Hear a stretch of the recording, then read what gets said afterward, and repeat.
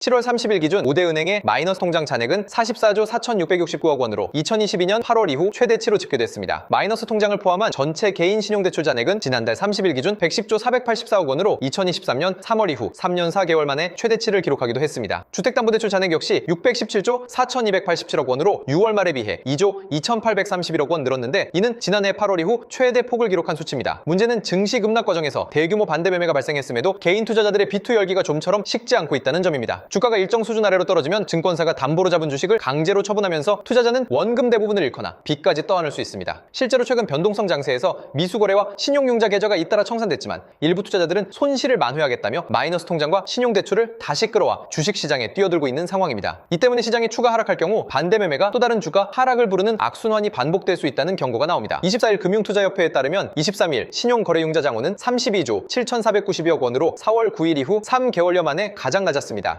신용거래융자 장호는 사상 최고치를 기록한 지난달 24일 이후 지속 감소 추세에 있습니다. 이달 13일 34조 7,077억 원을 기록하며 35조 원 아래로 떨어졌고 23일에는 33조 원대까지 하락했습니다. 신용거래융자 장호는 통상 증시 상승 기대감에 증가하는데 최근 코스피가 큰 폭의 조정을 거치고 있는 만큼 잔고도 줄어든 것으로 보입니다. 문제는 이 같은 감소가 단순한 빚 상환만을 의미하지 않는다는 점입니다. 주가 급락으로 담보 비율을 맞추지 못한 개인 계좌에서 반대 매매와 손절 매물이 쏟아지며 신용장호가 강제로 줄었을 가능성도 큽니다. 빚을 내고 점에서 주식을 사들였던 개미들은 주가 하락과 이자 부담을 동시에 떠안았고 버티지 못한 계좌부터 차례로 털리고 있습니다. 증시 조정이 길어질 경우 손실을 확정한 투자자들의 시장 이탈도 더욱 빨라질 전망입니다. 22일 금융투자협회에 따르면 지난 21일 위탁매매 미수금 중 반대 매매로 팔려나간 주식은 596억 원에 달했습니다. 하루 사이에 600억 가까운 주식이 강채 청산된 겁니다. 위탁매매 미수금은 개인들이 증권사로부터 이틀간 돈을 빌려 투자한 금액으로 초당이 비투로 분류됩니다. 이틀 내에 이를 갚지 않으면 3거래일 되는 날 주식은 증권사에 의해 장시작과 동시에 강제 처분됩니다. 문제는 이 같은 반대 매매가 증시 변동성을 더욱 키울 수 있다는 점입니다. 주가가 급락하면 미수금 투자자들의 물량이 한꺼번에 시장에 쏟아지고 이는 다시 주가를 끌어내리는 악순환으로 이어질 수 있습니다. 특히 단기 급등 종목이나 변동성이 큰 테마주에 빚을 내 투자한 개인들은 작은 하락에도 원금 대부분을 잃을 수 있습니다. 이 때문에 최근처럼 시장 불확실성이 큰 상황에서는 초당이 비투를 자제하고 감당 가능한 범위 안에서 투자해야 한다는 경고가 나오고 있습니다. 비투 수요가 폭증하면서 5대 은행의 마이너스 통장 잔액이 두 달 새 3조 5천억 원 이상 급증했습니다. 특히 자산시장의 핵심 축인 4050 세대가 전체 대출의 65% 이상을 차지하며 증가세를 주도하고 있습니다. 5대 은행의 6월 말 기준 마통대출 잔액은 총 41조 3,444억 원으로 집계됐습니다. 고객이 설정된 한도 안에서 실제로 쓴 금액으로 이 중 40대와 50대의 대출 잔액 합계는 약 27조 원으로 전체의 65.5%에 달했습니다. 연령별로 보면 40대의 마통 잔액이 15조 7,355억 원으로 전체의 38.21%를 차지해 가장 많았습니다. 이어 50대가 11조 3,441억 원을 기록했습니다. 문제는 마이너스 통장이 일반 신용대출보다 금리가 높은 데다 자산 가격이 하락할 경우 손실과 이자 부담이 동시에 불어날 수 있다는 점입니다. 특히 은퇴를 앞둔 4050 세대가 투자 목적으로 대출을 늘린 만큼 증시 조정이 본격화하면 가계부채 부실과 소비 위축으로 이어질 수 있다는 우려가 커지고 있습니다. 8일 금융투자협회에 따르면 유가증권 시장의 신용거래융자 장호는 이달 6일 기준 29조 5,612억 원으로 집계됐습니다. 한 달 전보다 1조 5,296억 원 늘어난 수치입니다. 빚은 대부분 삼성전자와 SK하이닉스에 집중됐습니다. 전날 기준 삼성전자와 하이닉스의 신용장호 현황은 10조 5,980억 원으로 코스피 전체 신용장고의 36%에 달하는 수준입니다. 문제는 반도체 대형주에 쏠린 비투가 시장 변동성을 더 키울 수 있다는 점입니다. 삼성전자와 SK하이닉스 주가가 조정을 받을 경우 신용융자로 버티던 개인 투자자들의 반대 매매가 한꺼번에 쏟아질 가능성이 있습니다. 특히 두 종목은 코스피 시가총액에서 차지하는 비중이 큰 만큼 매도 압력이 확산되면 지수 전체가 흔들릴 수 있습니다. 증시 상승 기대감에 빚까지 끌어온 투자 열기가 자칫 개인 투자자들의 손실 폭탄으로 돌아올 수 있다는 우려가 커지고 있습니다.